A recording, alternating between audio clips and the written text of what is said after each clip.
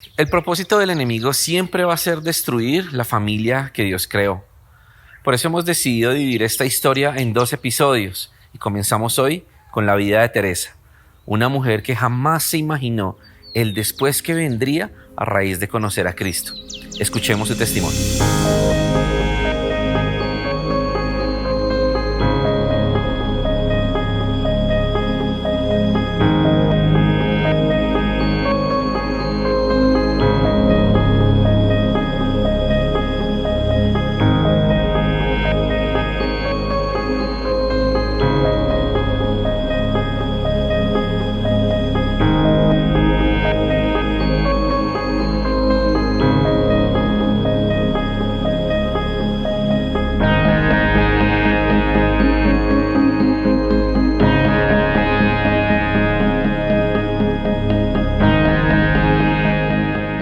Mi nombre es María Teresa Hernández Pérez. Yo nací en un hogar fuera del matrimonio. En esa época, en mi época, era la hija fuera del matrimonio, bastarda, bueno, infinidad de títulos que se le colocan en ese momento. Mi mamá conoció a mi papá, él era un hombre casado, tiene 2 hijas, tengo una hermana y un hermano. Empezamos nuestra vida muy difícil de niñas, yo asumo y entiendo, y por el recorrido del transitar de mi vida fue una hija no deseada, y más en las circunstancias que le tocó a mi mamá vivir. Empieza la vida muy conflictiva, de abusos, de falta de amor, de tener que mi mamá dejarnos en diferentes lugares porque ella no nos podía tener. Entonces, donde la madrina, donde una vecina, donde una tía, en muchísimos lugares nos tuvo que dejar. Vamos creciendo, hablo vamos porque siempre fue unida con mi hermana. A ella le tocó la parte, creo que más dura. Eso nos fue llenando de soledad, amargura, tristeza, resentimiento, cuestionamiento. Muchas situaciones difíciles vinieron por los abusos y la soledad. Más tarde mi padre se entera de la vida que llevábamos con mi mamá. Mi papá decide llevarnos para su casa. Habla con su esposa y la esposa acepta que nos llevara. Pero la señora fue muy cruel. La vida de la Cenicienta fue muy bonita como la relatan, porque por lo menos ella tenía sus vestidos o los pajaritos iban y le hablaban. Pero a nosotras fue un maltrato físico, verbal, psicológico. Mi madrastra decía: si mis ojos fueran puñales, ustedes no vivirían, hijas de tal, Pascual, bueno, de todo lo que se delegaba.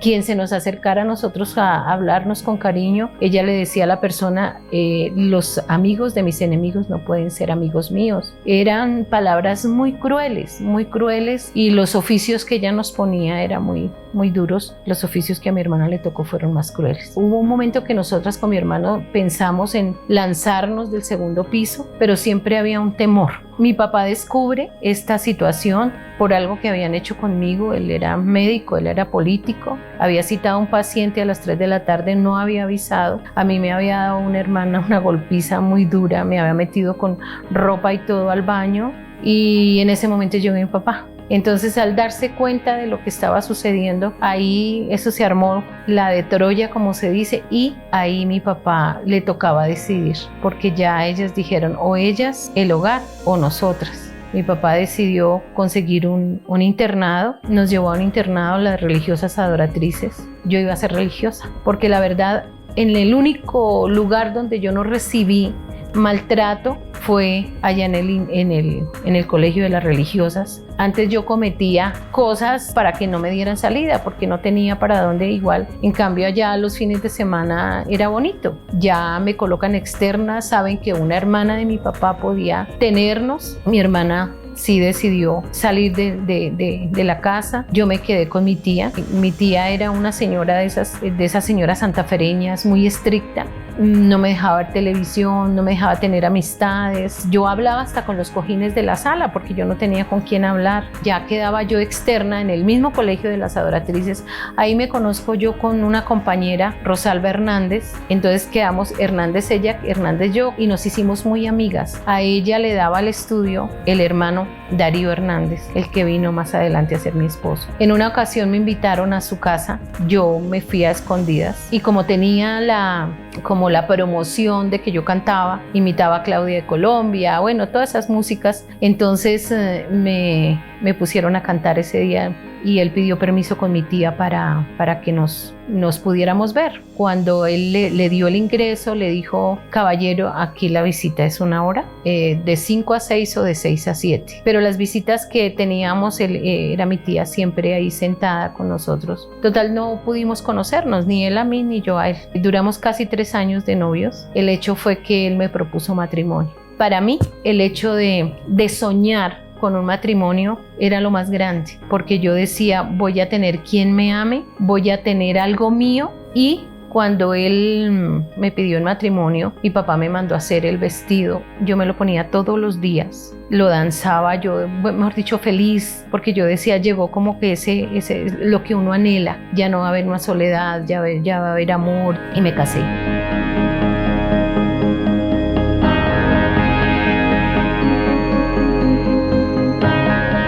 Él me llevó a vivir a la casa donde estaba toda su familia, sus hermanos, y pues ahí sí, como la canción, me caí de la novia en que andaba. Muy duro, un golpe muy fuerte, porque ahí empecé a conocer con quién me había casado. Un hombre muy mujeriego, despreocupado, ya quedó embarazada, empieza el proceso del embarazo, ya los cambios, viene mi segundo hijo, más fuerte porque había escasez, había abandono, había maltrato en el sentido de que era violento en su carácter, no proveía, él estaba en su cuento.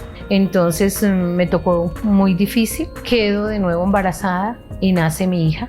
Yo no quería tener más hijos por la vida que estaba llevando con mi esposo y la situación que llevaba con mis hijos para sacarlos adelante. Yo siempre pensé que a mis hijos yo no les quería proporcionar los vacíos que yo había tenido, y de pronto por eso soporté muchas cosas, porque la misma familia me decía: es que usted es boba o lo quiere mucho para aguantarse de tanto de lo que le hace. Pero no, yo seguía como luchando como en mis fuerzas. ¿Qué sucedió? Que nace mi hija. Mi hija nació con una artritis séptica. Ella tiene 37 cirugías realizadas hasta este tiempo. Fue un proceso muy difícil, muy difícil. Ya en ese tiempo, cuando ella nace, la situación se me torna más difícil con él. Ya él se descaró con las mujeres. En la casa que vivíamos, él llevó a vivir a la familia de una de ellas al apartamento de abajo. Total, tenían entrada libre por todo lado. Yo escuchaba que los hijos de una de ellas decía: está mi papito Darío. Y yo decía: pero ¿qué pasa? Yo estoy escuchando esto. Y él me decía: te volviste loca, es una mentira, estás inventando. Hubo momentos en que yo pensé que yo era la que me estaba volviendo loca. Y cuando ya se descubre más y más cosas, mi solución fue preparar veneno para suicidarme con mis hijos. Yo dije: yo esta situación no me la aguanto más, ¿para qué vivo? En ese momento que yo preparo, mi lucha fue a quién le daba primero, si a Diego Alejandro. Tengo Diego Alejandro, Carlos Andrés, Diana Marcela, ¿por cuál comienzo? Yo preparé las 4 copas, y en ese momento viene una voz y me dice: ¿por qué te vas a matar por alguien que no te valora? Cuando mi papá murió y me permitió mi madrastra acercarme al cuerpo de él que estaba ya agonizando, yo le dije: padre, no me dejes, si tú te vas yo me muero. Y esa voz me dice: tú dijiste que si tu papá se moría, tú te morías. ¿Cuánto lleva tu papá de muerto? Tú sigues viva. ¿Por qué te vas a morir por una persona que no te valora? Y eso me hizo como reaccionar. En ese momento no entendí qué voz era la que me hablaba, pero ahí yo, temblando, llorosa, volví, coloqué y lloré muchísimo. Y a tomar decisiones. Yo dije: no más, yo tengo que mirar qué hago. Yo esta situación no le puedo seguir dando esta vida a mis hijos tan cruel. Esa noche él me dijo: no sé qué hacer, porque yo a esta mujer la quiero mucho, pero yo acá quiero mis hijos. Entonces yo le entregué su ropa y le dije: te vas, ya no más. Esa misma semana le comparten a él de la búsqueda de Dios, y él se dejó guiar. Yo no lo sabía, pero él, cuando llegaba a la casa, llegaba diferente. Él ya no llegaba agresivo, ya no llegaba... yo empecé a ver un cambio, pero lo que más me impactó fue verlo llegar con Biblia. Cuando él llega con Biblia, una persona, yo decía: pero un diablo con Biblia, yo no puedo creerlo. A mí no me cabía en mi cabeza de saber que un hombre tan malo, tan despreocupado de su hogar, haciendo tanto daño así de frente, como con Biblia. sabía, pero más adelante veo cómo él empieza a tener ese cambio porque él a mí no me contestaba nada. Y un día, como él ya era tan descarado que hablaba con las mujeres que tuviera, hablaba por el teléfono. Un día estaba hablando, mi hija era sometida a otra cirugía. Cuando él descuelga el teléfono y yo escucho, yo dije ya no más, voy a insultarlos, les voy a decir. Y cuando él estaba pidiendo oración por la cirugía que iba a tener mi hija. Y ahí le dijeron, si quieres, ¿por qué no vienes mañana y oramos? Y yo colgué pasito y fue que él no hallaba cómo decirme que sí vamos. Cuando él me invitó, la verdad, ya como había escuchado, le dije, pues camine a ver.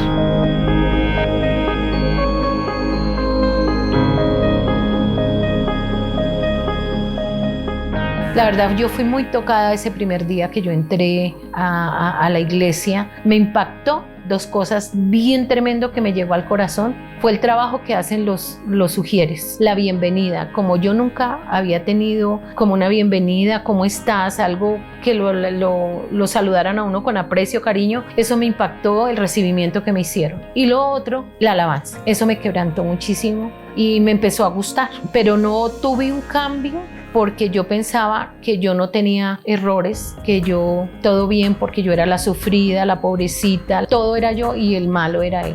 En una ocasión tuvimos una reunión de parejas y nosotros estábamos como en la segunda fila y la persona que estaba dirigiendo le preguntó a él, de una le dijo, ¿qué es lo mejor que te ha pasado en la vida? Y él se para todo elegante y dice, lo mejor que a mí me ha pasado en la vida es primero haber conocido de Dios y segundo, haber conocido a esta mujer, esposa mía. Bueno, eso me dedicó palabras que yo quedé pasmada. Yo dije, no, esto no, yo nunca lo he oído, no, pero ¿qué pasó aquí? Eso fue una de las cosas que a mí me impactó y ver el cambio de él en su carácter, en su forma de ser, en su forma de hablar, todo. Aquí está pasando algo, porque yo iba a la iglesia pero no sabía que cómo hay que perdonar, cómo eso, hasta que por fin fue un encuentro. Siempre me excusaba para ir porque yo decía que eso era una mentira y le pagaban a las personas para que fueran y lloraran y hablaran de su vida. Hoy lo estoy haciendo con el corazón porque yo sé que hay muchos hogares que pueden estar viviendo lo que yo pasé y no se dan la oportunidad porque no logran dar ese paso. Cuando yo voy al encuentro, el Señor trabaja en mi corazón,